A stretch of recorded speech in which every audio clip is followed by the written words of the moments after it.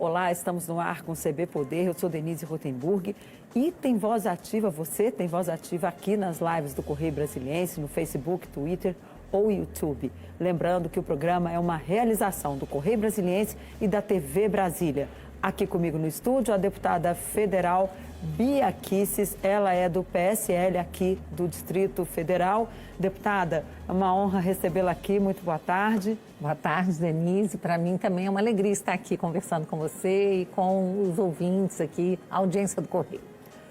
Primeiro, vamos direto ao ponto, a questão das vacinas contra a Covid-19. O Brasil agora está praticamente no desespero, atrás de insumos da China para poder produzir as vacinas aqui no Brasil, de forma a evitar uma paralisação da vacinação enquanto não chegam ali, porque essas 6 milhões de doses vão acabar e preciso continuar porque há muita gente querendo tomar essa vacina. O presidente Jair Bolsonaro hoje disse que conversaria com o governo chinês, já está solicitando ali uma conversa para pedir, fazer um apelo para que envie essas vacinas. Está tudo bem com a China, não tem nenhum problema, mesmo depois das declarações de Eduardo Bolsonaro contra o governo chinês, ele faz muitas críticas. O próprio presidente disse que não iria comprar a vacina chinesa lá atrás, disse que era uma vacina de João Dória. Como resolver esse constrangimento agora? Denise, a gente tem que ir indo passo a passo. Na política, as coisas mudam, né? Como as nuvens mudam no céu. Com relação ao Eduardo Bolsonaro, é preciso dizer que ele é um parlamentar, ele tem prerrogativas. E o fato dele ser filho do presidente não mitiga as suas prerrogativas, que são de índole constitucional. E não pode realmente o Brasil se submeter a uma ingerência de um outro país, sob pena de quê? De se desconsiderar a soberania do Brasil. Então, o governo ele tem que ser firme quando se trata da sua soberania. Com relação à vacina, é preciso correr atrás dos insumos. O presidente já disse que o governo federal é o único interlocutor do Brasil com a China para tratar dessas questões.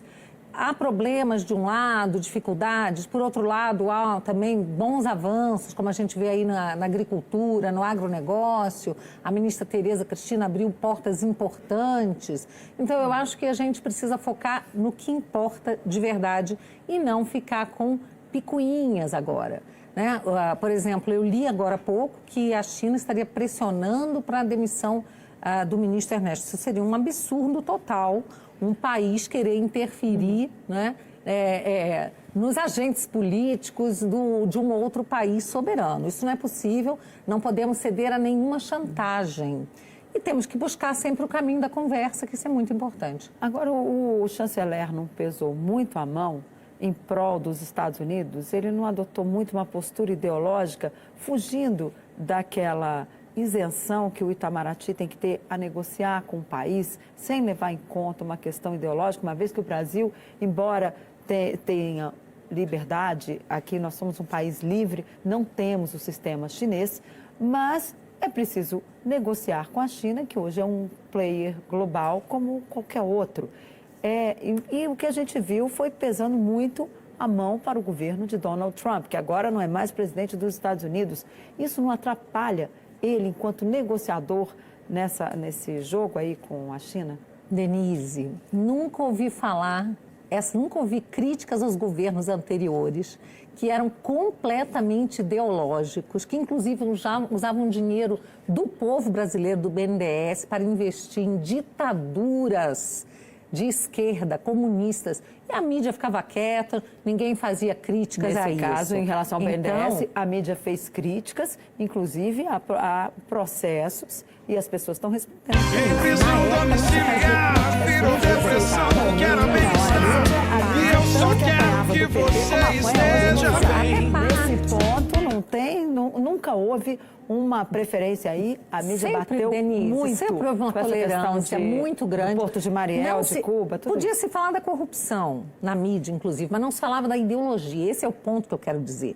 Podia se dizer, olha, corrupção aqui e ali, aí a mídia realmente falou muitas vezes, mas da ideologia eu nunca ouvi uma crítica. E eles eram movidos à ideologia, a ideologia comunista, a ideologia da esquerda, socialista, que sempre privilegiou os regimes totalitários, né, de esquerda. Então, é natural, né, com um governo novo, que trouxe uma nova proposta e uma vontade do povo de se aproximar de Israel, de se aproximar dos Estados Unidos, era natural que isso fosse feito, né? Agora, alguém pode achar, o ministro pesou um pouco a mão. Se pesou, agora você senta para conversar de novo em outras bases, tendo em vista que a mudança no cenário internacional, de certo, vai afetar, né, toda a política externa aqui, mas não ao ponto de se querer ditar quem pode ser ministro ou não aqui. Ou seja, um país e tentar dizer quem vai ser o chanceler. Isso não se pode admitir de forma alguma. Isso o governo não vai admitir. Denise, que o governo Bolsonaro negociou com a China. A ministra Tereza esteve lá, claro, o presidente esteve lá, abriram-se portas, nunca se deixou de negociar com a China. O que o ministro Ernesto sempre apontou era exatamente a natureza totalitária do regime, dizendo que o Brasil é uma democracia. E fez críticas, sim. E eu concordo com as críticas que ele fez. E eu acho que quem aprecia a democracia não pode gostar de um regime, qualquer que seja um regime arbitrário e tirano. Agora, independente disso, a gente faz negócios. Agora, vai ser possível resolver essa questão da vacina? O governo do presidente Bolsonaro, apesar de todas as chuvas de críticas que se fazem, em agosto do ano passado, ele fez a primeira medida provisória, destinando quase 2 bilhões para a Fiocruz, para ajudar a desenvolver a vacina de Oxford.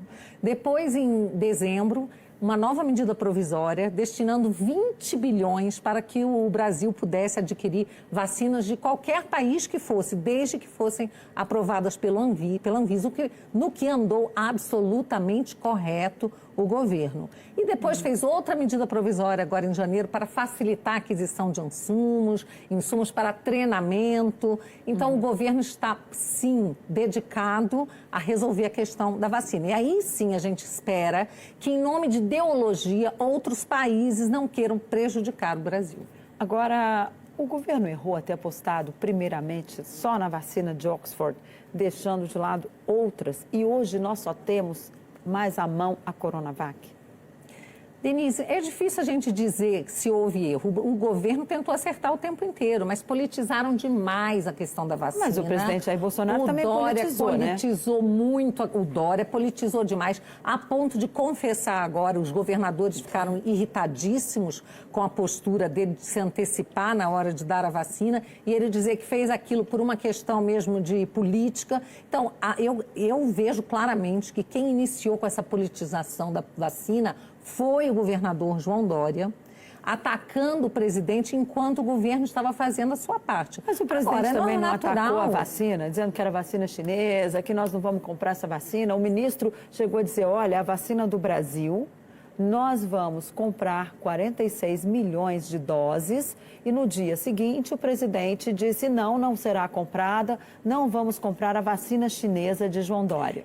Houve uma tensão ali com relação ao Dória, tenho certeza que foi muito isso. E também a questão da vacina, que muito se falou que a vacina teria uma eficácia de 78, não sei quantos por cento, no final tem uma eficácia mínima de 50,38%. Mas é melhor que nada, então, né, deputada? Sim, é melhor do que nada. Os cientistas dizem que não leva para o hospital, que tira a gravidade, né? No momento que a pessoa toma vacina, embora ela tenha só 50% de eficácia, o risco de morte reduz. A gente espera que isso aconteça, Denise, mas a gente tem muito mais dúvidas do que certezas com relação a qualquer das vacinas. Porque é uma doença nova, uma né, doença deputada? nova, não há ainda um prazo seguro, porque por mais que a ciência se antecipe, agilize, você pode até produzir a vacina mais rápido, mas nada vai substituir o passar dos anos para dizer em questão de segurança como é que essa vacina se comporta. Vamos lembrar que no caso da vacina da dengue, as pessoas que tomaram e já tinham tido a doença desenvolveram a fase mais grave, hemorrágica, não é? E levou muitas pessoas a óbito. Então, a gente espera, eu quero dizer aqui, Denise, deixar muito claro, que eu vejo que as pessoas, a grande maioria, quer a vacina. E o governo está fazendo a sua parte, trazendo a vacina. Eu espero que tenha vacina para todos que assim o desejem, tá? Mas que a vacina não seja obrigatória. A senhora vai tomar? A princípio, não. Porque eu não me sinto segura, exatamente. Mas é uma questão muito pessoal, Denise. Claro. Tá? É muito pessoal. Claro. Eu posso até vir a mudar de ideia, depois de observar o comportamento das pessoas que tomaram. Mas a minha questão nunca foi contra a vacina. A minha questão sempre foi contra a obrigatoriedade da vacina. Agora, continuando na agenda internacional, temos aí a posse de Joe Biden e uma mudança radical no governo dos Estados Unidos. O presidente Jair Bolsonaro veio aí com uma mudança de tom, mandou uma carta a Biden desejando sucesso e dizendo que quer manter uma relação cordial e comercial com os Estados Unidos. Como é que vai ser essa mudança? Porque as apostas dos analistas internacionais é de que essa relação vai ser protocolar e que o Brasil perdeu e, mais uma vez, corre o risco de isolamento no mundo. Como é que a senhora vê essa questão? Denise, na verdade, o que ninguém falava é que o Brasil estava ganhando muito com o governo Trump, né? Comercialmente, com muito apoio. Então, fez bem o governo Bolsonaro em apostar no governo Trump. Afinal de contas, são países amigos, sempre fomos amigos. Então, o que a gente espera é que agora, como eu disse, na política, tudo acaba se ajustando. Eu não acredito, não é bom para os Estados Unidos também isolar o Brasil, o maior país da América Latina. Nós temos relações comerciais, sim, a fazer. É muito importante esse intercâmbio. Nós temos muitos brasileiros nos Estados Unidos. Eu acho que não interessa a ninguém isolar o Brasil. E acho que, se não colocarem a ideologia acima das relações comerciais e internacionais, tende-se, claro, a ter uma relação talvez não efusiva, tão efusiva como era antes, mas uma boa relação. Agora, vem muitas cobranças também na área ambiental. O governo está preparado para responder? A Trump e a Europa, que agora vão se unir nessas cobranças de uma postura ambiental, sim, a gente de maior preservação do Brasil? Vai haver aí um ataque, mas a gente está preparado, a gente sabe que haverá esse ataque. Mas o que eu acho que é preciso é continuar mostrando o trabalho real que é feito e ir desconstruindo a narrativa. Porque essa narrativa de que o Brasil é o país do desmatamento é tudo mentira. Não é? Quando você vai olhar na prática, o Brasil é um dos países que mais preserva. Mas o desmatamento vem aumentando desde 2012. Inclusive, ontem o responsável pelo Sensipan esteve aqui no CB Poder e ele disse que, olha, houve um aumento e a gente está tentando ver se consegue uma redução, estamos trabalhando para ter uma redução para esse número cair na próxima avaliação. A solução para diminuir o desmatamento é a regularização das terras. O governo tem dito isso. Quando você pode apontar quem é a pessoa responsável pelo desmatamento, quando você pode punir, aí sim você consegue diminuir. O fato é que nós tivemos muita dificuldade, inclusive no Congresso, de aprovar a medida provisória para a regularização das terras. E isso atrapalhou muito o governo na questão do combate ao desmatamento. O ministro Ricardo Salles sempre fala isso com muita clareza.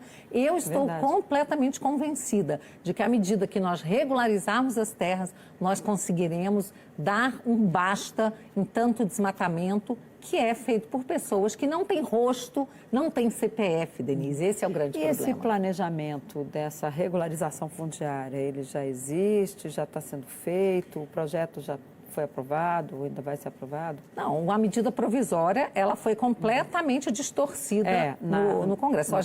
Mas eu tenho certeza, o governo sabe o que fazer, sabe como fazer, mas depende do Congresso. Então, vamos ver se agora, nesse ano, a gente consegue um Congresso que seja mais amigável e que olhe mais para as necessidades do país, do povo brasileiro. Congresso mais amigável, estamos aí na fase de disputa pela presidência da Câmara. O PSL está dividido, mas tem uma maioria pró-Arthur Lira ou vai ser ali... Qual é a sua aposta para essa eleição? Denise, o PSL já está registrado no bloco do Arthur Lira porque tem maioria. Contem ele com os suspensos ou não. A maioria existe de fato, né? Mesmo que você não vai valer a assinatura dos 19 suspensos, o que não faz sentido, porque quando você é suspenso de atividades partidárias e não da sua atividade como parlamentar. Mas mesmo que se dê essa interpretação prejudicial aos parlamentares, temos maioria sim e já estamos no bloco do Arthur Lira. Agora, como é que está a campanha? A gente vê que o governo está fazendo uma retaliação àqueles que estão votando com baleia rossi, já tirou cargos de muitos deputados dentro da estrutura de governo, mas são deputados que sempre votaram com o presidente Jair Bolsonaro. Lá na frente, esses votos não podem fazer falta? Denise, isso não é retaliação, Denise. Isso é uma questão de estratégia. Você não pode manter um benefício para uma pessoa que está apoiando um candidato que se uniu ao PT, ao PSOL, ao PCdoB. Ao PSOL não, que o PSOL vai ter candidato. O candidato mas, ok, ele acabou lançando outro candidato. Mas há outros partidos de esquerda que querem, inclusive, o impeachment do presidente, que estão querendo cobrar esse compromisso do candidato. Então, você assistir a tudo isso e permanecer prestigiando esses parlamentares, isso seria realmente uma coisa insana. Mas não é entrar no toma lá da cá, que o presidente sempre criticou e disse que não faria no governo dele, Denise, tanto é que escolheu os ministros sempre sem consultar os partidos. Denise, não se trata de tomar lá da cá de forma alguma, mas tanto é que os parlamentares sempre receberam muitas emendas, mesmo não votando com o governo, muitas vezes. Mas as emendas são impositivas, agora, né, não só as impositivas. Nós temos as impositivas e temos as outras, temos as extras, temos várias outras. Mas agora, Denise, não faz o menor sentido. Nós estamos numa luta, numa disputa. Você não pode prestigiar quem está do lado oposto. Você tem que prestigiar quem está do seu lado, isso é evidente. Depois, passada a eleição, a tendência é que se acomode, porque é muito importante que o Congresso tenha paz, tenha harmonia. Você vai ter aquele grupo que realmente quer atrapalhar o governo, mas eu não acredito que sejam todos que estejam nesse momento com baleia rossi. Estamos de volta com o CB Poder. Hoje aqui no estúdio comigo a deputada Bia Kicis, do PSL do Distrito Federal. Deputada, a gente falava no bloco anterior da questão da retaliação aos parlamentares que estão votando em baleia rossi na Câmara dos Deputados. A senhora me disse que isso é uma questão normal, porque há aí uma disputa e o governo vai apostar em quem não fecha aí com uma proposta, por exemplo, de impeachment lá na frente. Mas se por um acaso o governo acabar sofrendo ali uma CPI e o povo for para a rua, ninguém segura impeachment. O presidente Dilma Rousseff também achava que, embora tenha sido adversária de Eduardo Cunha na presidência da Câmara, ela poderia segurar as questões porque ela era governo e todo mundo ia voltar para apoiá-la. E não foi bem assim que aconteceu. A gente já viu o Fernando Collor fez essa mesma aposta, deu errado. O país está pegando experiência aí nessa história de impeachment, né? Mas como é que vai ser isso? Como é que a senhora pretende? Porque o dia seguinte é muito importante. Tanto ganhando Arthur Lira quanto perdendo, o governo vai precisar recuperar esses votos, esses parlamentares que estão agora do outro lado. Como é que isso vai ser feito? Já está se pensando aí nesse dia seguinte? Denise, eu acho que toda disputa para a presidência da Câmara, né, talvez tenha tido algumas exceções, mas ela é sempre muito acirrada. E no dia seguinte você tem que sair recolhendo aí os cacos, juntando política, é assim. Né? Como dizia o Ulisses Guimarães, né? Na política ninguém pode ser tão seu amigo que não possa virar inimigo, nem tão inimigo que não possa virar amigo. Então, é assim que se faz a política. Nós que, por exemplo, somos novos deputados de primeiro mandato, a gente tem muita dificuldade com isso, mas a gente tem que aprender a ser mais flexíveis, né? Mas o governo não está tratando como inimigos esses deputados que estão lá do outro lado, não está queimando pontes com o MDB da Câmara, por exemplo. Baleia Rossi é o presidente do partido. Mas foi ele que isso se não colocou. Pode dar mas, Denise, não foi o governo que buscou isso. Foi o Baleia que se uniu a Rodrigo Maia numa proposta de oposição ferrenha ao governo. Não foi o governo que buscou isso. O governo queria todo mundo junto, todo mundo votando e unido pelo Brasil. Então, essa oposição está partindo exatamente daquelas pessoas que... A Baleia Rossi, como relatora aí da PEC 45, era uma pessoa que sempre a gente estava, de qualquer forma, trabalhando junto. Me espantou realmente ver a forma como ele está unido ao Maia, por exemplo, fazendo acordo com centrais sindicais. Inclusive, outro dia, preciso dizer aqui que eu que sou uma pessoa que não agrido ninguém, eu debato ideias, Denise, inclusive quando trato de Supremo, eu sempre debato ideias, eu ataco certas posturas. O mérito, eu não ataco as pessoas. Eu levei uma paulada do Baleia Rossi, porque eu postei uma foto dele que ele havia postado com as centrais sindicais e coloquei. Eu penso que dar força de novo às centrais sindicais seria um retrocesso para o Brasil, seria uma lástima. E vocês, o que pensam? Ele me responde dizendo que você é uma das pessoas, é por sua causa que eu quero ser presidente da Câmara, você é uma das pessoas, você não aceita diálogo, você não aceita ciência, espero que você se responsabilize pelos seus atos. Eu respondi para ele, olha, muito covarde e vergonhoso o seu ataque à minha pessoa. Eu não te ataquei. Eu falei da questão das centrais sindicais, né, que você está buscando o apoio deles, né? Então, eu acho que não é saudável, esse clima fica muito tóxico. E eu espero que a gente possa, né, voltar a debater ideias, né, porque esse clima de ataque está tornando esse ambiente tóxico e insuportável. Agora, a senhora falou da ciência, me lembrou daquele vídeo que foi divulgado nas redes sociais recentemente, que a senhora aparece. O vídeo defendia ali um tratamento precoce, que a gente vê o Ministério dizendo que não existe hoje um tratamento precoce. Inclusive no domingo, quando a Anvisa tratou das vacinas, foi dito com todas as letras que não existe tratamento precoce para a Covid-19. Como é que a senhora vê? Inclusive ali as pessoas apareciam tirando as máscaras, o que passava a ideia de que havia uma indução que as pessoas não usassem máscara num momento em que as autoridades de saúde dizem para usar a máscara em determinados casos. Aliás, os Estados Unidos acabam de tornar o uso de máscaras obrigatório. Como é que a senhora viu aquele vídeo? Veio no momento errado? Denise, coincidiu de ser, né, desse vídeo ser lançado logo, um pouco antes, algumas horas, ou algum dia antes, da questão de Manaus ter... estourar a questão do cilindro. Estourado, essa questão, mas são coisas diferentes. Manaus, o que está faltando... As pessoas estão morrendo não é por falta de máscara ou por falta de nada, é por falta de oxigênio. As pessoas estão morrendo asfixiadas. Isso é uma coisa muito triste, lamentável, né?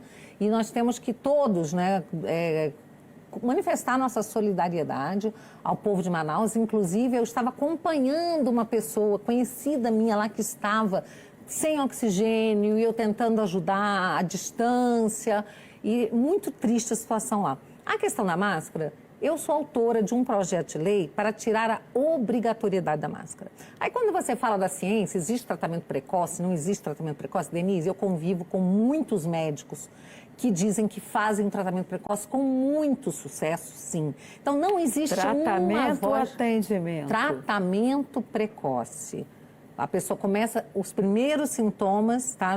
E tem outras coisas que você pode fazer, como manter a sua taxa de vitamina D elevada, tomar sol, fazer exercício para você ter mais imunidade. E tudo isso está sendo extirpado quando você obriga as pessoas a ficarem em casa, não deixa as pessoas fazerem um exercício ao ar livre. Então, tem muita coisa errada. Eu não acredito, sinceramente, eu acho assim, a máscara ela pode fazer uma barreira? Ela pode fazer uma barreira, mas ela não impede a contaminação. E tem um detalhe, eu sou totalmente favorável às máscaras que são para pessoas que estão infectadas ou pessoas que trabalham com a saúde, médicos, enfermeiros, qualquer profissional da saúde em ambiente hospitalar. Se uma pessoa estiver infectada, ela deve usar máscara sim. Aliás, eu defendo máscara até para quem está gripado. Acho que a máscara, nesse caso, se ela ajudar você que está espirrando a não ficar contaminando as demais pessoas, ótimo. Mas eu não defendo a máscara em tempo integral, tá? E o vídeo, ele tinha uma missão, falar do tratamento precoce, e foi um vídeo, essa foi a ideia de 100 médicos. 100 médicos se uniram e perguntaram se eu toparia aparecer num vídeo que falasse do tratamento precoce. Eu concordei e a minha participação foi segurar a Constituição, porque a Constituição está sendo completamente estuprada. Tá? Quando você vê, por exemplo, mulheres na praia de biquíni, homens na rua, numa praça, se exercitando sozinhos, sendo algemados e presos. Quando você vê uma pessoa precisando trabalhar e ter a sua loja lacrada, sem que tenhamos decretação de estado de sítio, aquelas previsões constitucionais para que você possa mitigar os direitos. Então, eu sou uma defensora das liberdades, Denise. Vou continuar defendendo as liberdades, vou continuar lutando contra todo tipo de tirania. O procurador Augusto Aras citou num documento, uma nota, que o estado de calamidade é a antessala do estado de defesa. Meio que ali deu uma brecha que isso poderia ser aplicado lá na frente. Como é que a senhora vê isso? Antessala é uma coisa, né? Na hora que você está na antessala do seu dentista, ele não está obturando seu dente. Então, eu acho que se é uma antessala, pode ser uma preparação, mas aí você precisa passar para aquele estágio em que tem uma previsão constitucional. Senão, Denise, fica muito fácil você mitigar direitos e garantias fundamentais sob qualquer desculpa. Não é possível, tá? Quando nós votamos nesses representantes, prefeitos, governadores, presidentes, nós não votamos para que eles nos trancassem em casa, nós não votamos para que eles tirassem nossos direitos e garantias constitucionais. As nossas garantias estão na Constituição. Então, se for para mitigar os nossos direitos, que façam de acordo com o que está previsto na Constituição. Porque não está lá à toa. Está lá exatamente para tempos difíceis. Se estamos em tempos difíceis, é mais um motivo para cumprirmos as leis e a Constituição. Eu vou continuar defendendo os direitos e garantias individuais, Denise, mesmo estando sob ataque, um ataque absurdo, um ataque que eu diria que é nojento por parte de pessoas, tá? Vou processar o Felipe Neto, que fez a gracinha de dizer que eu tinha sangue nas mãos no caso de Manaus. Isso é de uma irresponsabilidade. Uma pessoa que tem muitos seguidores que começaram a me atacar. Isso não vai ficar barato. Uma coisa é você ser uma pessoa pública, uma figura pública, sujeita a críticas. Isso não tem problema nenhum com isso. Okay. Outra coisa é as pessoas ficarem te chamando de assassina, genocida, te acusando de algo sobre o qual você não tem a menor responsabilidade. Ok, deputada. Muito obrigada pela sua presença. Infelizmente, o nosso tempo acabou. O CB Poder fica por aqui. Obrigada pela sua companhia. Até a próxima. Tchau.